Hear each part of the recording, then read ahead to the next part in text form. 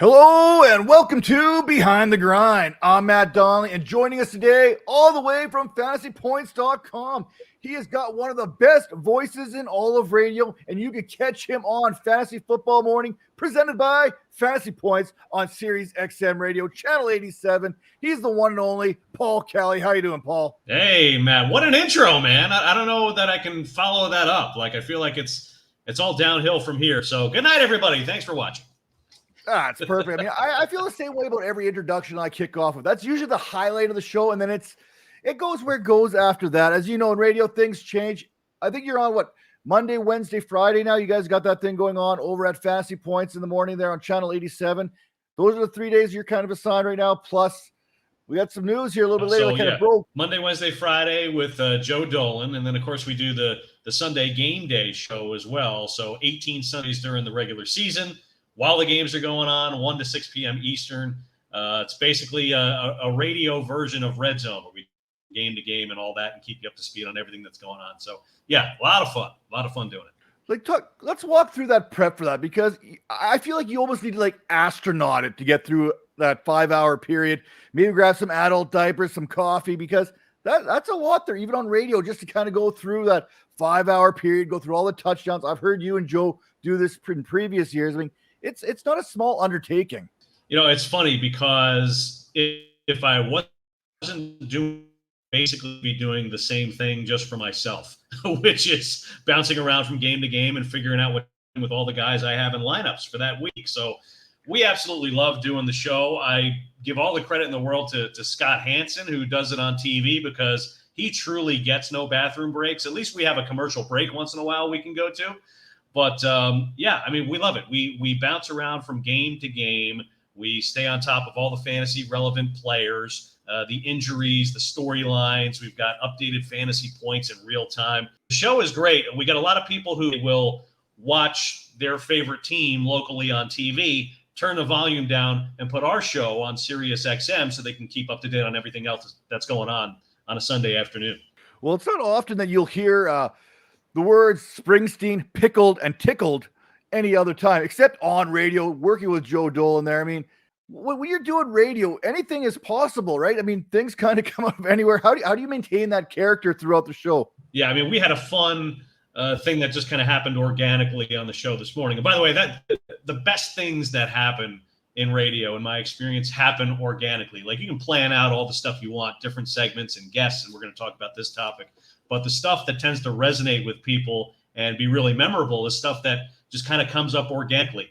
This morning we were talking about Washington Commanders wide receiver Terry McLaurin. And Joe asked me, he said, what's something that you'll eat that you're not excited about eating, but you'll eat it in a pinch? I was like, well, grilled chicken.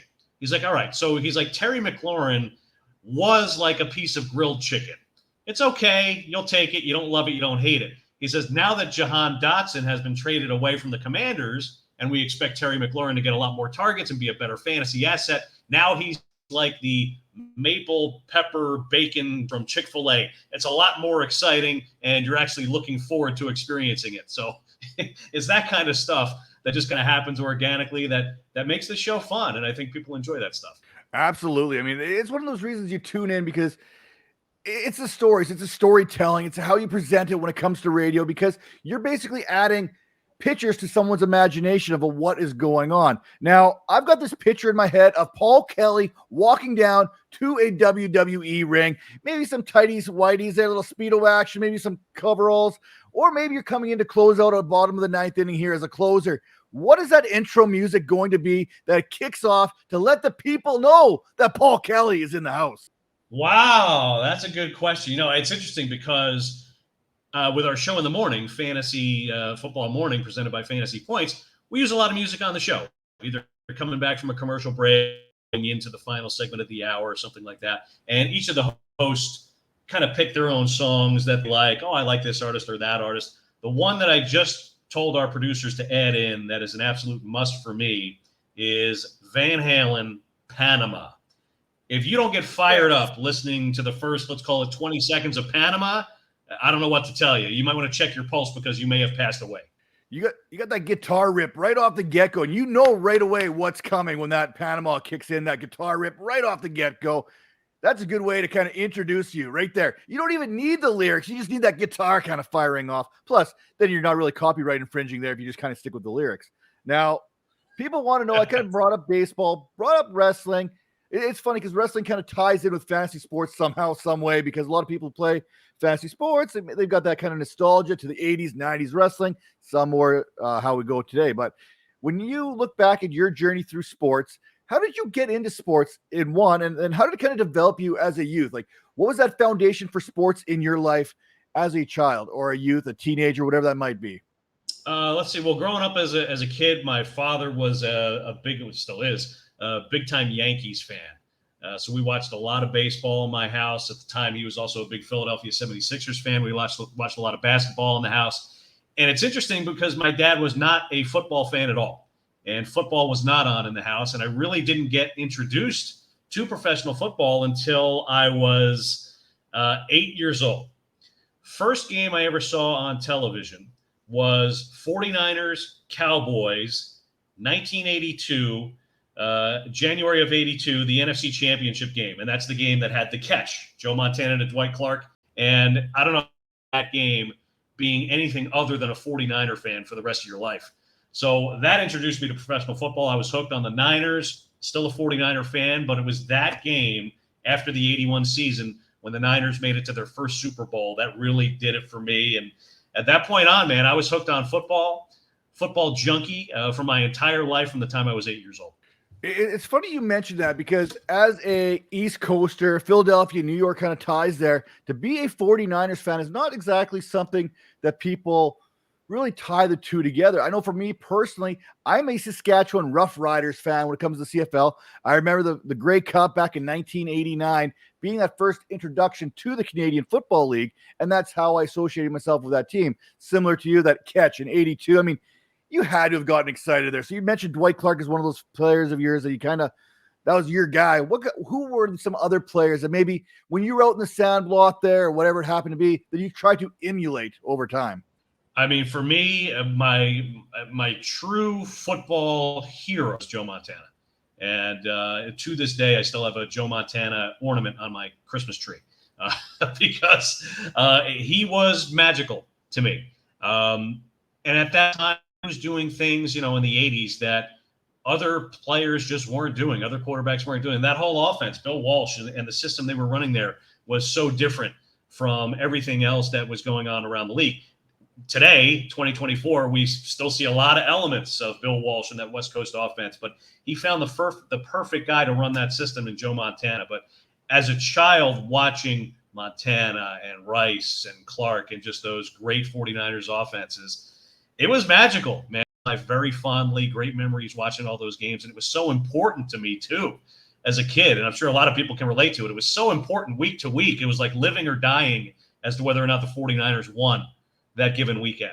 That's the fandom. So as we get older, that fades a little bit, but we can still look back on it and appreciate it for what it was. But yeah, for me, it was absolutely Joe Montana. And when I would play football, with the kids in the neighborhood and all that, like I'd be Joe Montana. I mean, who else would you want to be in the mid 80s if you're playing football on the street with your buddies? So it was all about Montana and those Niners teams for me. So is it safe to say that Montana is still your GOAT when it comes to the quarterback position? I know we heard Montana versus Brady, but I mean, it's generational for all intents and purposes, though.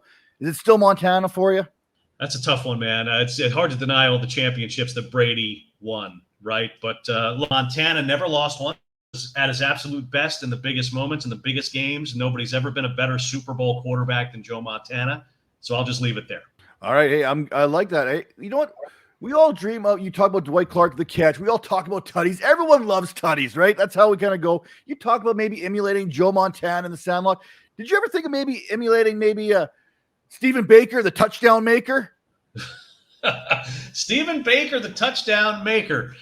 So yeah, look, I grew up in Jersey, and most of my buddies were Giant fans. So I followed the Giants very closely growing up too. And Stephen Baker was a big Super Tecmo Bowl guy, if you remember that game. And a handful of years ago, there was a fantasy football convention they were doing here in Atlantic City, New Jersey, where I live now. And they had all kinds of stuff going on there. And one of the things you could do is you could play Super Tecmo Bowl. And Steve Baker, the touchdown maker, to us and was watching us play himself in the video game. I mean, just a surreal moment. Really cool thing that you just can't plan for. It just kind of happened. But that was cool. That was definitely Stephen Baker, watching you be Stephen Baker. I mean, what more could you ask for there? Now, I do know one of my favorite leagues when it comes to fantasy football, talk about trying to be somebody else, was the ACI, FPI, whatever you want to call it these days. But that Adam Kaplan Invitational, it wasn't just the league itself, it was the videos that would come in. I mean, these guys were being creative every way. I mean, they had to have made you laugh. So say you didn't have your invitation, right? I mean, you're already grandfathered into this league and whatnot, but say you didn't have it. What would your sales pitch be to get yourself into that league? I'll tell you what. I mean, when we started the Adam Kaplan Invitational Fantasy Football League on Sirius XM, it was kind of a goof. John Hansen and Kaplan were hosting a show, and Cappy was remarking how he didn't have a league to play in that year, and was like, all right, well, let's start one on the show, and we'll call it the Adam Kaplan Invitational. And from there, it just kind of took off, and like you said, we would get all these video submissions from people on Twitter, being very creative, letting us know why they deserve to play in the Adam Kaplan Invitational and why they should compete against the hosts and all that. It was so much fun. You know, so many of our listeners of that show have been playing fantasy football for decades. Me and my buddies have been playing in a fantasy football league since the mid-'80s when it was a touchdown-only league. I love to hear those kinds of stories and those kinds of people. And, you know, you have that love of it in common. So I love to have those kinds of guys into the league. And now this year, it's no longer the Adam Kaplan Invitational. We decided to make it even bigger. So now it's the Fantasy Points Invitational. 2 separate leagues, 14 teams apiece. Winner of the league goes head-to-head to determine the ultimate FPI champion. And that's going to be a load of fun. First year we're doing that here in 2024. Yeah, I kind of feel like Charlie Brown going to check the mailbox and looking for that invitation that never showed up. But hey, you know, I'll talk that with the higher ups here a little bit later on that one. But you mentioned that mid-'80s type getting involved there. Like, I think 87, I think I heard was the first league you kind of played into. It was that touchdown league, probably marking down the scores out of the local newspaper and scoring your league that way. But you've done the commissioning. You've been part of the World Football Championship. That was like one of the first type of leagues out there.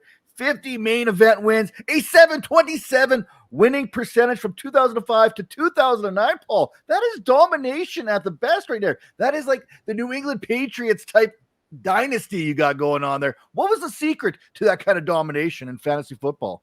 I'll tell you. And so you can go all the way back to 1987. I learned my first big fantasy football lesson very quickly, and that is know your scoring. First league I got into, I didn't know it at the time, but it was, I was new to the whole thing. Running back scoring was way more valuable than the wide receivers. The wide receivers in this league, 3 points instead of 6 for the running backs. And my first ever draft pick in 1987 was Jerry Rice in the first round. And he's the GOAT of receivers. But in that format, you just can't take a receiver in the first round. And I learned that lesson quickly. So for me, kind of the first thing you need to do is know your scoring, because every league is different. Different players have different values depending on the scoring, and how you're going to build your championship team can vary depending on the scoring system. So for me, that is the absolute number one thing you need to dial into. What is the scoring system in the league that you're participating in? Then you can craft your draft strategy and take it home. I love that you mentioned that. I'm like a do as I say, not as I do, because I am horrible for joining a league and not paying attention to the scoring and just kind of drafting from there, because you know what it's like. Everyone's asking you to join this league, join that league, so you do. But the first thing I ask when I get in the Discord, they're like, should I make this trade? I was like, well, what's the scoring format here? Like, I need to know this kind of information to provide you the best possible advice. These are the decisions that are impending here for our fantasy Patreons and whatnot there. Speaking of decisions, what was one decision that helped change the course of Paul Kelly's life? Like, what was that one decision that you had to make that changed everything for you? Well, I'll tell you what, it's not so much a decision as something that happened. And that's me fired.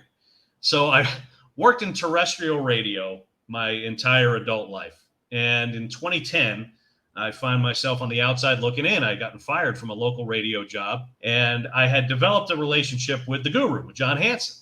And I reached out to John in 2010. I said, hey, I just lost my gig. Is there anything at all that I might be able to help you out with? At the time, his website was Fantasy Guru. I could do. Maybe I could write for the site, or I can host a podcast for us. We'll have you and Mr. C, or me and you will do it Sunday nights after the games, and it'll be a recap of everything that's happened that day.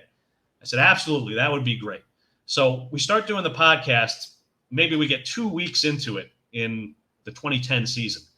And John calls me and says, hey, that podcast we've been doing? I said, yeah. He said, how would you like to do that on Sirius XM? I said, absolutely, I'd love to do that. And at the time, Sirius was launching fantasy sports radio, and they needed content. So John was able to bring me right in along with him at Sirius XM, and that literally changed the course of my professional life here. So getting fired from terrestrial radio turned out to be one of the best things that's ever happened to me. You could have asked for a better kind of thing to roll out of there. I mean, what was that? What's that old saying there? Addition through subtraction. Basically, that's kind of what happened there. I mean, no one wants to lose a job, but you went from like the stable world of radio to the even more stable world of fantasy sports media. So to be able to do that and sticking power, like, right? We look around the industry and we see what's going on there, and you've been able to do this for a long period of time. Whether it's XM Radio, you mentioned 2010 kind of there. I think there's a stop around with DirecTV's Fantasy Zone there as well from 2015 to 2018. Yeah. So a little bit of everything in the industry so far. Yeah. And done some writing as well for John's websites too. And I love it. I absolutely love it. I mean, as we talked about, I played my first league 1987. I was 14 years old. And at the time, we didn't know what fantasy football was. We thought we invented it. It was just something cool that we came up with, me and my friends, that we would do. But I think the bottom line is loving it, just absolutely loving it. And if I wasn't on Sirius XM talking about it in the morning, or if I wasn't writing prop bet articles for fantasypoints.com, I would still be spending as much of my time reading and learning about fantasy football, because I've been passionate about it for the last 37 years. That's what I'm into. So I'm lucky enough to be able to get paid now and actually make a living and have a career in this industry. But even if I wasn't working in this field, I would still be all about it, just because I love it, just like the people who are watching this right now. So I've been very lucky in that regard. Well, you kind of meant, we're in 2024. We're going back to 1987 here. So we know we've got a pretty good sample size of what you've seen in the industry over that period of time. So what are some of the biggest changes now compared to when you first started, whether that be 2010 or going back to 1987? What are some of those biggest changes that you've seen in the industry as a whole? It's a totally different world. And not only in fantasy football, but in pretty much any aspect of life. But fantasy specific stuff, I mean, in 1980, we, as you mentioned earlier, had to figure out our own fantasy scores, open up the newspaper on a Monday morning or even on a Tuesday to get the Monday night results, look at the box scores, add them up by hand, do the math and all that. I mean, it was a totally different world. And back then, no internet, no information. Like, where are we getting news from? Like, we didn't know anything. You would find out, you put a lineup in, and then on Sunday afternoon, it'd be like, Walter Payton didn't play today? I had no idea. Like, there was no information. Now information is everywhere. There's so many different sources. Point now where it's like everybody has the same information. So now it's about, what do you do with it, right? How do you analyze it? How do you put it to work for you? How do you use that to create more fantasy points and win your leagues? So to me, that's the biggest thing. It's just that we went from having no information in 1987 to now the information is absolutely everywhere. So just the kind of football IQ of people who are playing this game, totally different than what it was back in the 80s. It's funny you kind of mention it, because it reminds me a lot like technology. Like there's kids now that could play at 10, 12 years old, that they can get the ranking sheet, they can jump right in and be right there with the experts. Yeah. Technology, I'm like giving my kids my phone. Like, they know more about it than I do. So, I mean, that gap between generations when it comes to playing fantasy football, I mean, it's kind of shrinking, where it could be basically anybody because the information is out there. Now, we all realize that is something that is happening. We've realized that is a change that we're probably going to see continue moving forward. But what is something about yourself that many people don't realize? Like, what are some of those hidden talents there? Some of those hobbies that you have that are kind of on the side? Wow, hidden talents. Well, I don't know that I have many of those.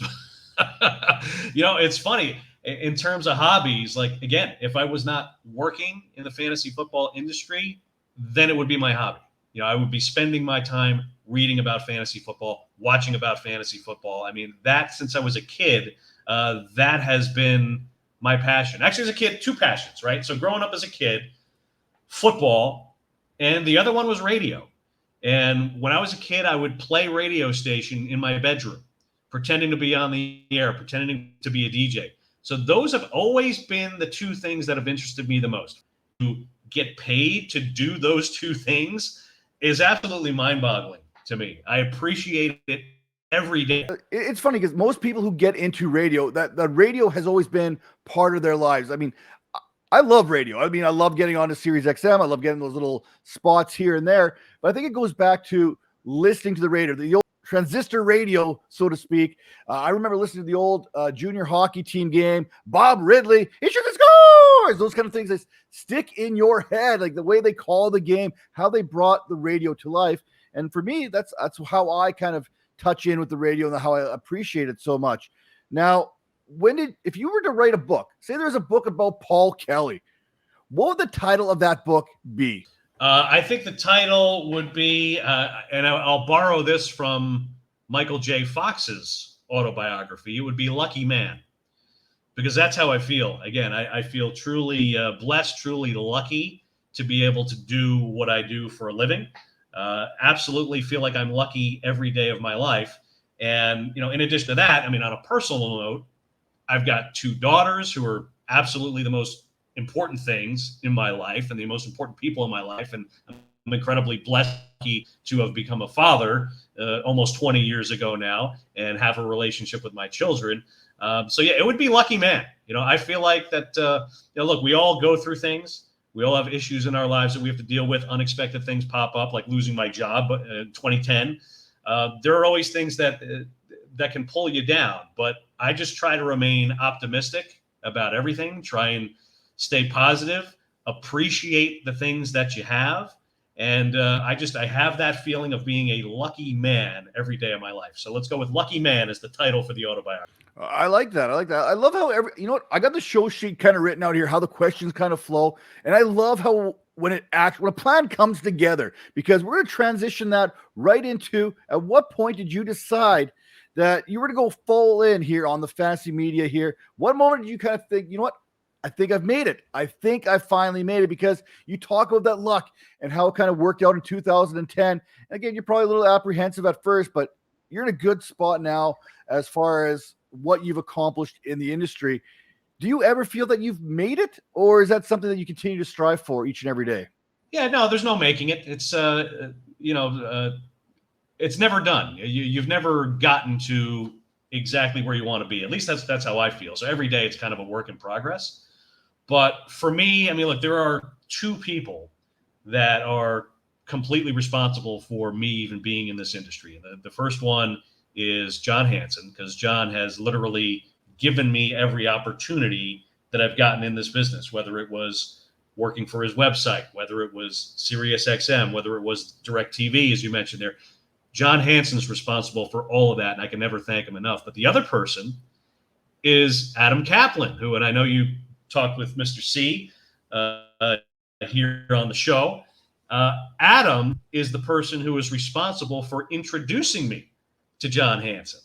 I never knew John. I knew Adam first. I was a subscriber to Adam's old footballinjuries.com website. This is in the late 90s, early 2000s.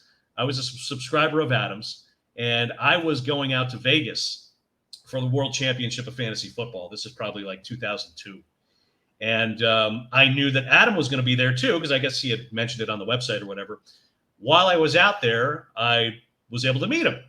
And, we struck up a little conversation, whatever. And then it turns out on the flight back from Vegas, we're on the same plane. So we end up sitting next to each other on the plane, Vegas to Philadelphia. It's like a 5-hour plane ride. And we're just chopping it up, talking fantasy football and the NFL and all that. And, we struck up a nice little relationship that, stayed in contact a couple of years. And they had moved the World Championship of Fantasy Football 1 year to Atlantic City, which is where I live. And Adam was coming in for that, and I was going to meet up with him before the event. We were going to talk strategy and all that. And he says, is it okay if I bring John Hanson along? I'm like, sure. I'm like, I don't know John, but yeah. So he brought John along. The three of us got together before all the drafts happened and all that. And from that point on, I had a relationship with John as well. And both of those guys have been great to me. And again, I give them all the credit in the world for getting me into this business. And I'm very grateful to both of them that I get to do what I do. So a big thank you to John, a big thank you to Adam too. Well, I mean, you don't get anywhere in this industry without overcoming some challenges on your own. So can you tell me about a personal challenge that kind of occurred in your life outside of maybe getting fired? Obviously, we kind of talked about that, but one that you kind of overcame that made you a radio host or football analyst today than you were before it happened? Well, that's a good question. Yeah, I mean, well, it definitely would be. Look, at 2010, when I lost my full-time local radio job, I was lost. My head was spinning. I didn't know what I was going to do next, And when I got the opportunity to start doing a podcast with John, I mean, at the time, I was knowledgeable. I had been playing fantasy football for the last 25 years, but I certainly was not anywhere near the fantasy football analyst or have the football IQ that I do today. So I knew I needed to get serious about it, and so that was really that was really it for me. I mean, that was a tough time in life, and anybody who's ever lost their full-time job, and this is the first time that ever happened. Like I said, I always try to stay positive about things, and that was. John giving me that opportunity to podcast and to work on his website, that gave me the motivation that I needed to say, okay, well, let me try and go down this path. Let me do all the things that I need to do to be able to be the best that I can in this area, and put the work in and learn everything I possibly can about this. So, you just find a way to take a negative, turn it into a positive. It certainly helps when there's somebody there to give you a break and to give you encouragement and give you an opportunity and all that. But it's about staying positive and knowing that if you put the work in, you put the effort in, good things are going to happen more often than not. So we've talked about not being in this line of work from time to time and what kind of career path you may choose. So let's take radio out of the equation. Let's take fantasy football analysts out of the equation. What would Paul Kelly possibly be doing? Because I have an idea. I'll share with you here in a second. But what do you think you'd be doing right now if it wasn't for radio, if it wasn't for fantasy sport? Well, that's a tough one. And fortunately for me, over my entire adult life, I've never really had to think about that for too long. So I don't have a good answer as to what I would be doing if I wasn't doing or fantasy football. That's a tough one. I feel like I would need to be doing something where I'm speaking. Could I cheat and say television? I mean, that's close enough. I feel like I would want to be announcing something. If it wasn't on the radio, maybe I'd be a PA guy at the stadium or something like that. But I feel like I'd be doing something where I'm speaking and announcing and describing something, if we can get anything out of that. You've got the voice for it. I mean, you when you hear a radio voice, a radio voice. Brian Drake has another great radio voice. Myself, not so much, but that's neither here nor there. Now, here's what I thought. I did a little bit of research. I know you like movies. You kind of did that. You grew up in the 80s, so I know there's that arcade touch to it. So let's combine the movie Pixels with your arcade love here. Could you possibly be one of those heroes that saves the world from an alien arcade invasion? Okay, sure. Yeah, if you see me that way, who am I to push back on it, right? Sure, I could be that guy. Absolutely. Well, big arcade fan, though, as you mentioned. I mean, I love the classic arcade games. I had one, and I regret getting rid of it, but I had one of the full-size stand-up cabinet old-school arcade games in my house, and it was like a 39-in-1. It had all the classic, Pacman, Frogger, all that stuff built right into the cabinet. And it was awesome. I could play it anytime I wanted, and I ended up getting rid of it. Should have never done it. Maybe I need to go back and reinvest and get one because I absolutely love those old school arcade games. I miss it.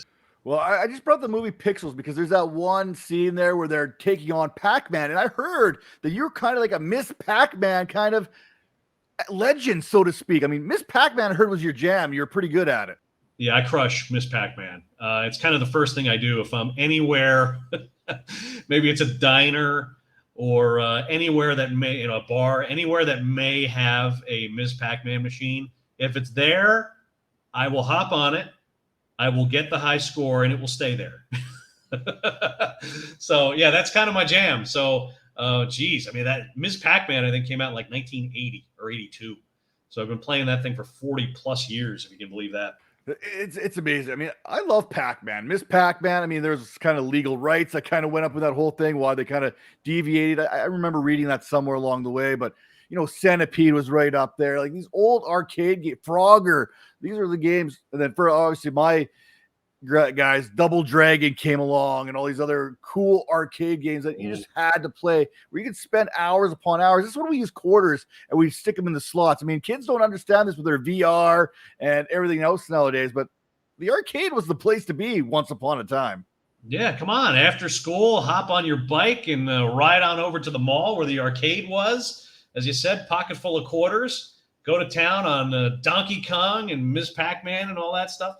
Yeah, now it's like you don't have to, you got everything right in the palm of your hand here. You play anything you want right on your phone. So, yeah, kids today we sound like old men here. Kids today don't understand what it was like. But that was cool, man. There was nothing better than walking into the arcade and kind of taking that to evaluate and see all the different games that they had. Say, okay, how am I going to divide up my time and my quarters here today? When I was your age, whippersnapper, we would go to the arcade for hours.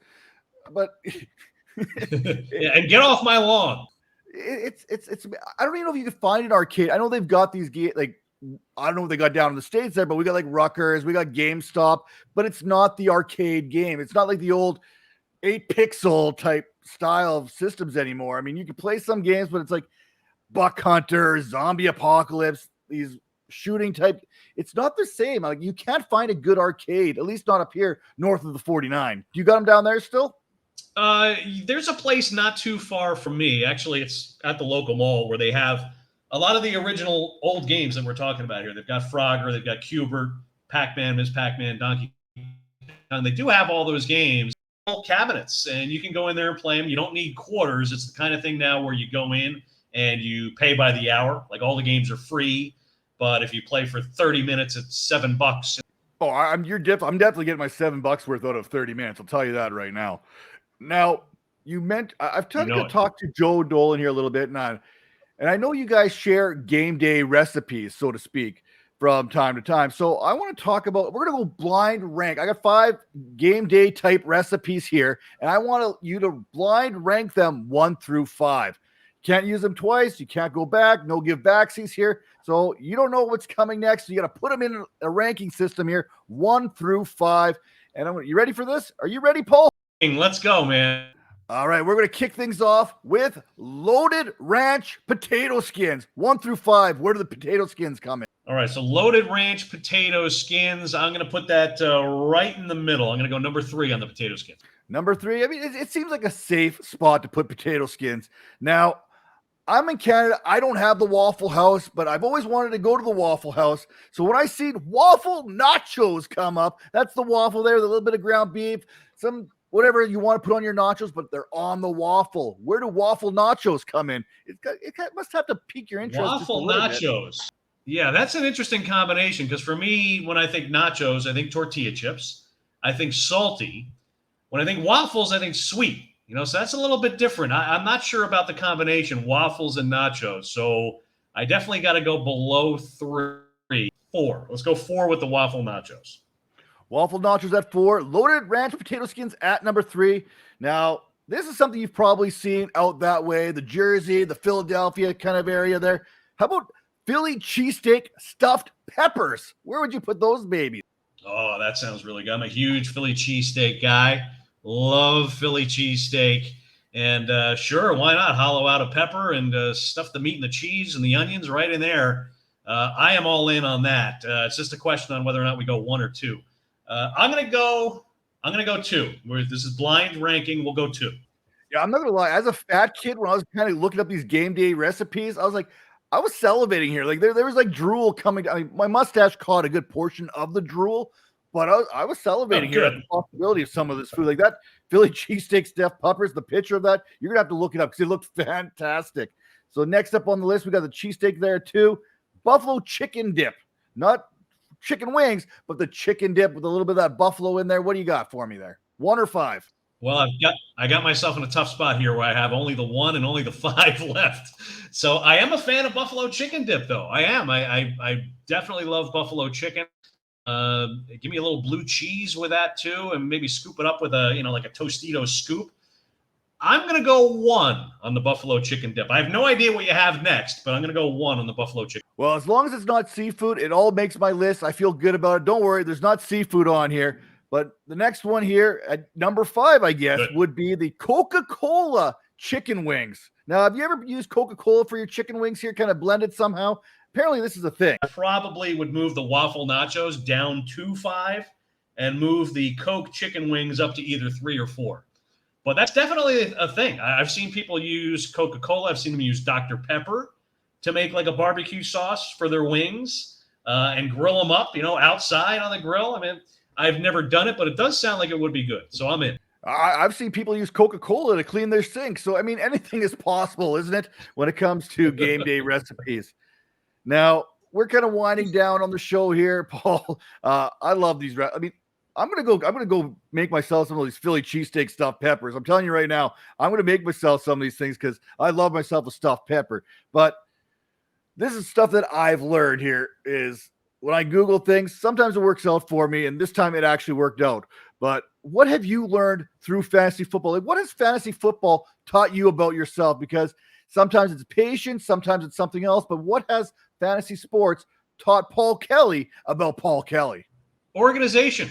You got to be organized. As you know, you're in a bunch of different leagues.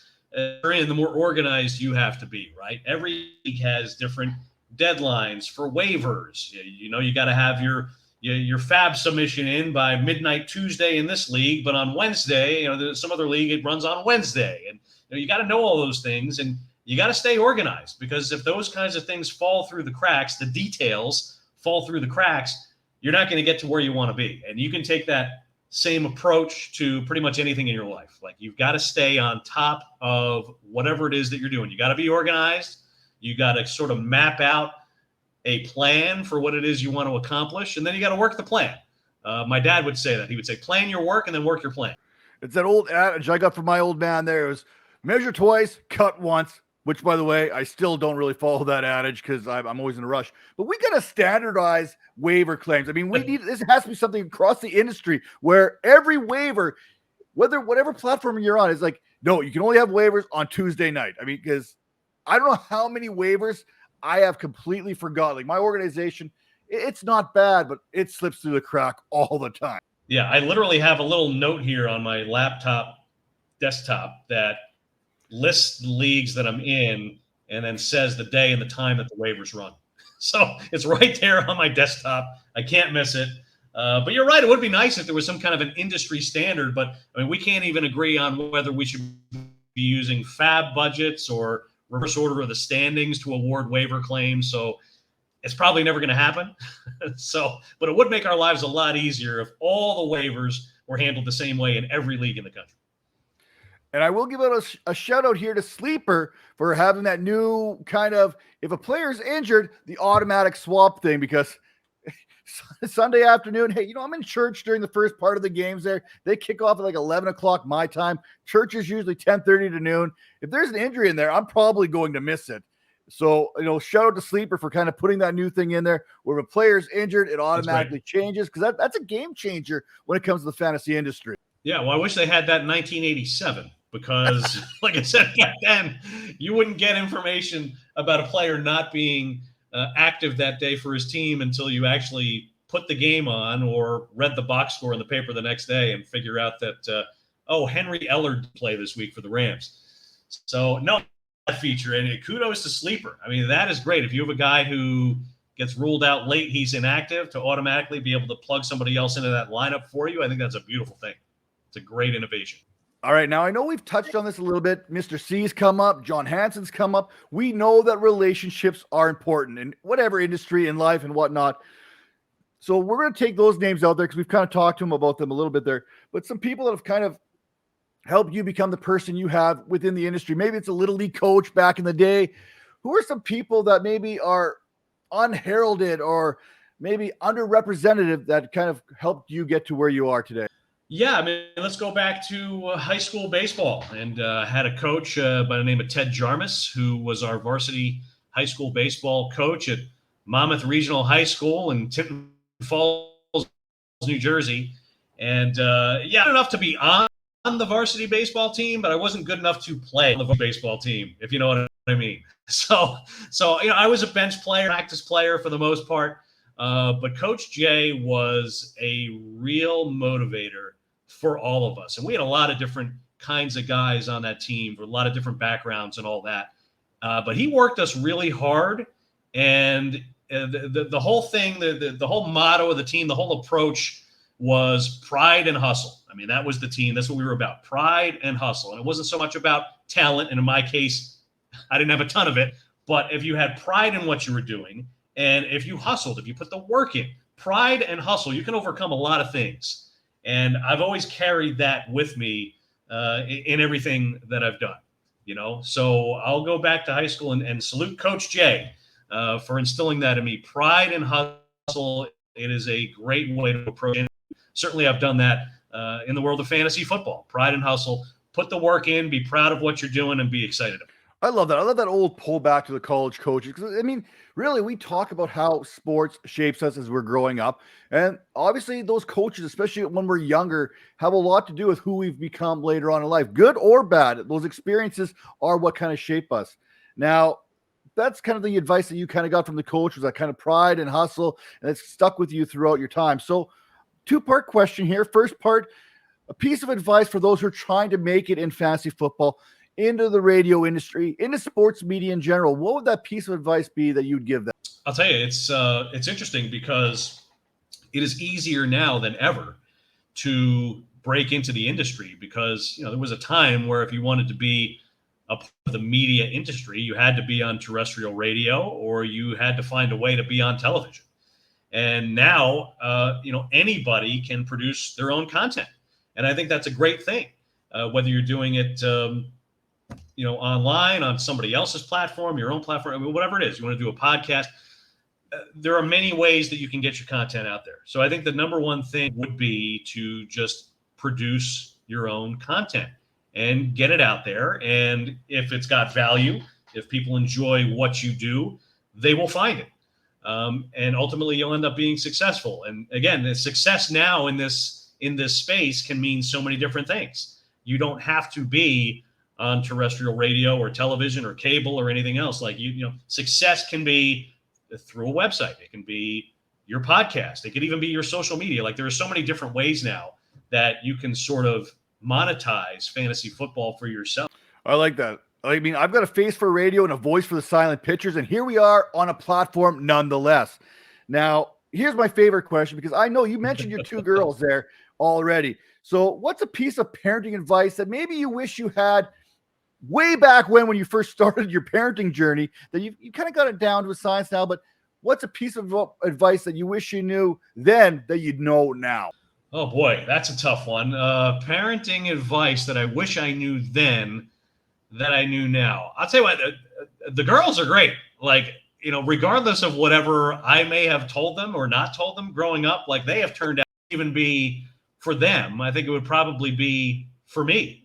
And it's interesting because when you talk about parenting, it's like, okay, well, I've only been a parent for as long as they've been human beings.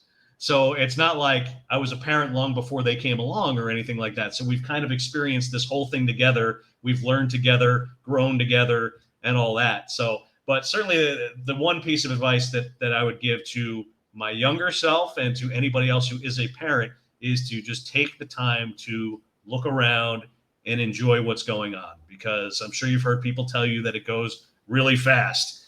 It goes really fast. I mean, that's not just something people say. So look around, enjoy it, whether that's time with your kids or anything else in your life. Take time to appreciate what you have, appreciate the moment that you're in, live in the moment. And it's certainly something that I would tell my younger self. Not that I didn't do it, but you always could do it more. Take the time to appreciate the moment that you're living in.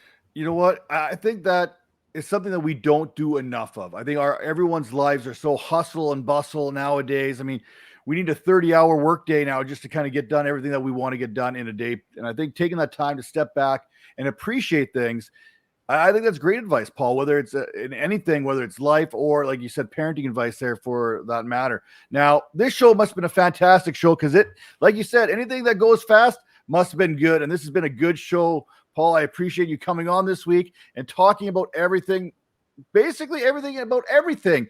We've touched a little bit of this, a little bit of that. But, Paul, let the people know once again where they can find you each and every single day because, hey, the fantasy football season's kicking off. The NFL season here is just a few weeks away. Where can the people find you? Hey, look, the way we look at it, the fantasy football season never ends. We do our radio show on Sirius XM 52 weeks a year. You can always find me on X. Hit me, Paul Kelly tweets.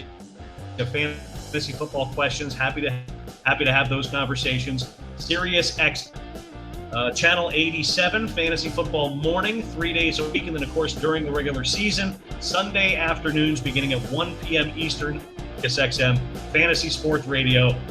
Fantasy football never ends, Matt. We do it all year round. It is a 24-hour day, 7-day a week, 365 days. Throw a leap year in there every once in a while.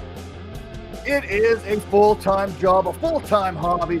But this show has been full of great information. You're going to want to check it out here over on the Dynasty Vipers YouTube channel. And, of course, head over to fantasypoints.com.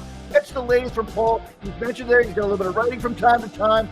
And, of course, the Sirius XM app. Get it. Catch all the shows there on Channel 87 each and every day. You can go back and catch the shows every Monday, Wednesday, Friday. Tuesday, Wednesday, I think it's Tom and Drake that kind of come at you with the Fantasy Football Morning Show there, presented by fantasypoints.com. Till then, take care, and hey, enjoy the fantasy football season because it's going to be gone before we know it.